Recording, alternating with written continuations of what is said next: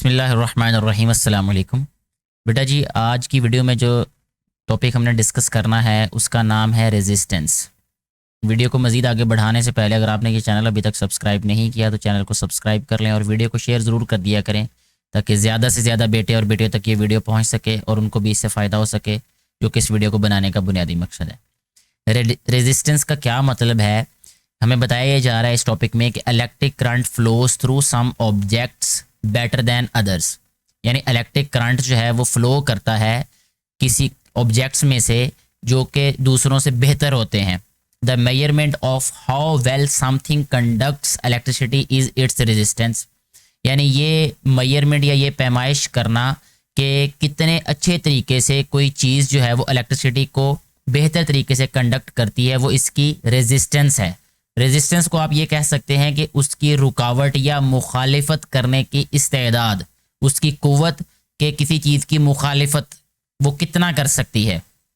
Resistance कहता है is the hindrance, hindrance का मतलब भी रुकावट होता है। रेजिस्टेंस असल में क्या है, हिंड्रेंस है, रुकावट है to the flow of current, current के फ्लो में जो रुकावट होती है उसको रेजिस्टेंस कहते हैं।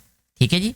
ड्यूरिंग इट्स जर्नी, इस सफ़र के दौरान, through an electric circuit, electric circuit में the charges collide countless times, जो चार्जेस हैं वो बेशुमार दफ़ा जो है वो आपस में टकराते हैं विद एटम्स, एटम्स के साथ विद इन द कंडक्टर, यानी जिस कंडक्टर में से वो गुजर रहे होते हैं, जैसा कि हम वायर कह लें, यानी वायर के अंदर से गुजरते हुए जो चार्जेस हैं वो कोलाइड करते हैं, वो टकराते हैं। दीज कोलिजन्स, ये जो रुकावटें होती हैं या उनकी आपस में टकराना होता है, रिजल्ट इन द हिंड्रेंस, यानी वो क्या करते हैं, वो रुकावट की वजह बनती हैं to the flow of the current, current के फ्लो में, यानी उसको रेजिस्टेंस कहते हैं। The unit of resistance is ohm, ohm का जो यूनिट होता है जिसमें इसको मैयर करते हैं उसको ओहम बोलते हैं। The resistance of a wire depends on, जो रेजिस्टेंस है वो डिपेंड करती है लेंथ ऑफ वायर, वायर की लंबाई पर, एंड थिकनेस ऑफ वायर, और जो वायर है उसकी थिकनेस पर। Recall the flow of water in a pipe, इसको ज़रा दोहराते हैं कि पाइप में से जो पानी गुजर रहा था या गुजर रहा है। अ लॉन्ग पाइप रेजिस्ट, जो लंबा पाइप होता है वो रेजिस्ट करता है, वो उसको रेजिस्टेंस का सामना करना पड़ता है। The flow of water more, ठीक है, यानी उसमें जो फ्लो ऑफ वाटर है उसको ज़्यादा रेजिस्टेंस का सामना करना पड़ता है, यानी जो पाइप जितना लंबा होगा उसमें पानी को उतनी ज़्यादा रेजिस्टेंस का सामना करना पड़ता है। देन अ शॉर्ट पाइप, एक छोटे पाइप की निस्बत, एंड अ थिन पाइप, और जो पतला पाइप होता है, बारीक पाइप होता है, resist the flow of water more, ज़्यादा उसमें रेजिस्टेंस होती है देन अ वाइड पाइप, एक चौड़े पाइप की निस्बत, यानी जितना पाइप चौड़ा होगा उसमें कम रेजिस्टेंस होगी, उसमें आसानी से पानी गुजर जाता है। Long wires have more resistance than short wires, लंबी तारों में ज़्यादा रेजिस्टेंस होती है छोटी तारों की निस्बत। Thin wires have more resistance, जो बारीक वायर्स होती हैं, बारीक तारें होती हैं, उनमें ज़्यादा रेजिस्टेंस होती है देन थिक वायर्स, मोटी तारों की निस्बत।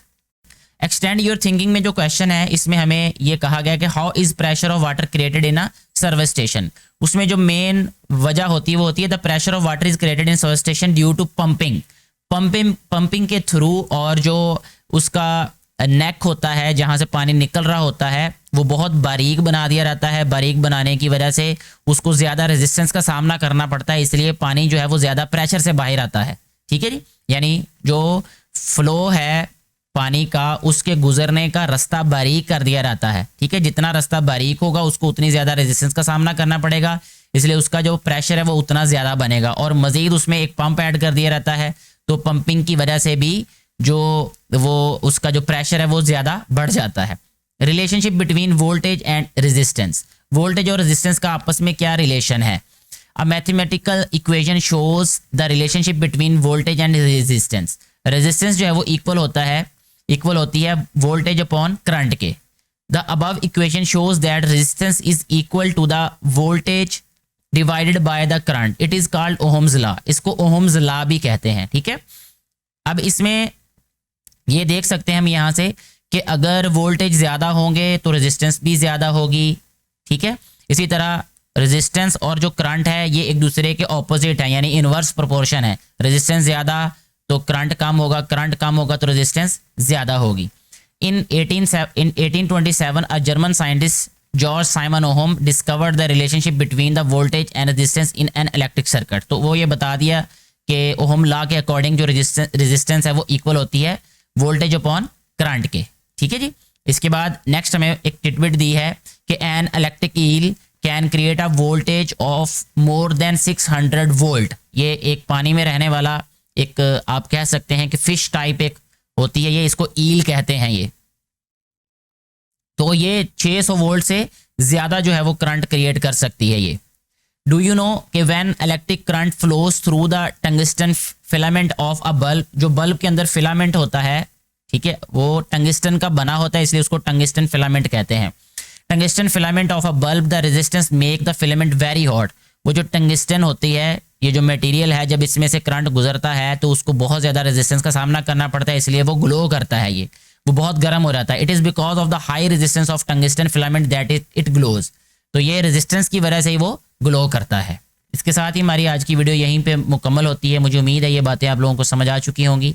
फिर भी किसी कन्फ्यूजन की सूरत में आप नीचे कमेंट करके पूछ सकते हैं। Thank you very much.